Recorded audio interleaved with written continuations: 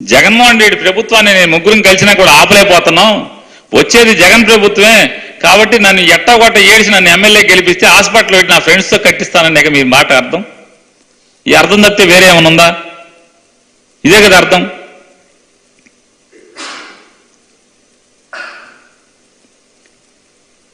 ఇవాళ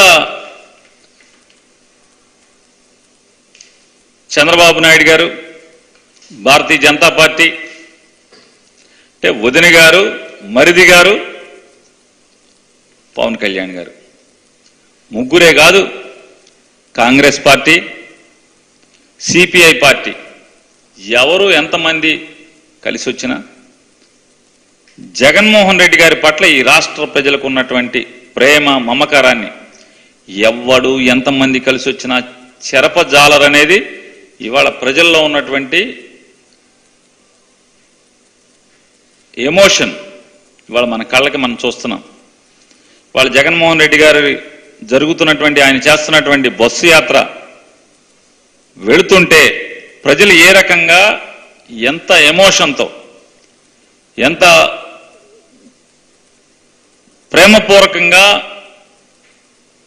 జగన్మోహన్ రెడ్డి గారి పట్ల ప్రేమను వర్షం కన్నా మిన్నగా కురిపిస్తున్నారు మనందరం కళ్ళతో చూస్తున్నాం.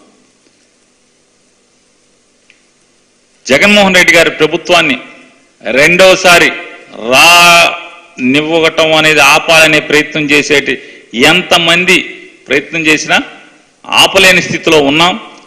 ప్రజలు కట్టలు తెంచుకుని జగన్మోహన్ రెడ్డి గారిని మరొకసారి ముఖ్యమంత్రిగా గెలిపించడానికి పరుగులు తీస్తున్నారు అనేది మన కళ్ళతో మనందరం కూడా చూస్తున్నాం. అలాగే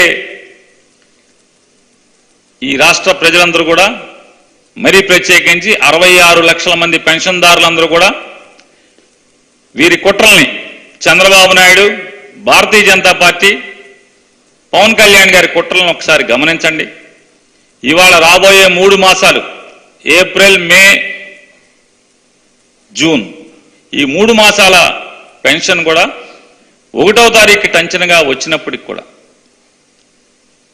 సచివాలయాలకు వెళ్ళి పడిగాపులు పడి మనం తీసుకోవాల్సినటువంటి అగత్యం ఏర్పడటానికి వీరు ముగ్గురే కారణం అనేది మీరు వాలంటీర్లని పక్కన పెట్టగలరేమో కానీ ఈ రాష్ట్రంలో పేద మధ్యతరగతి వర్గాల గుండెల్లో ఉన్నటువంటి జగన్ గారి మీద ఉన్న ప్రేమని ఇంత కూడా నయా పైసా అంగుళం, కందిగింజంత అంగుళం కూడా మీరు చెరపలేరు అనేది ఖచ్చితంగా జూన్ మాసంలో మీరు చూస్తారనేది మీ కళ్ళకి కనపడుతుంది అనేది కూడా మీకు హెచ్చరిక చేస్తున్నా.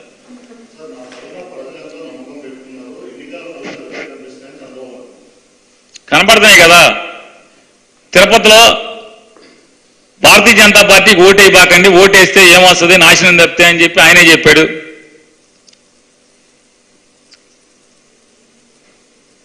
నిన్న ఊళ్ళో అభ్యర్థి పేరుని అడుగుతున్నాడు, నువ్వెవరమ్మా, నీ పేరేంటి అని చెప్పని. ఆయన పార్టీ తరపున నుంచునేటువంటి కూటమి అభ్యర్థిని నువ్వెవరమ్మా, నీ పేరేంటి అని అమ్మాయిని అడుగుతున్నాడు. మైండ్ బ్లాక్ అయ్యే కదా. జనం లేక ఓటమికి కళ్ళకు కనపడుతుంటే అదే కదా ఎన్ని తార్కాణం.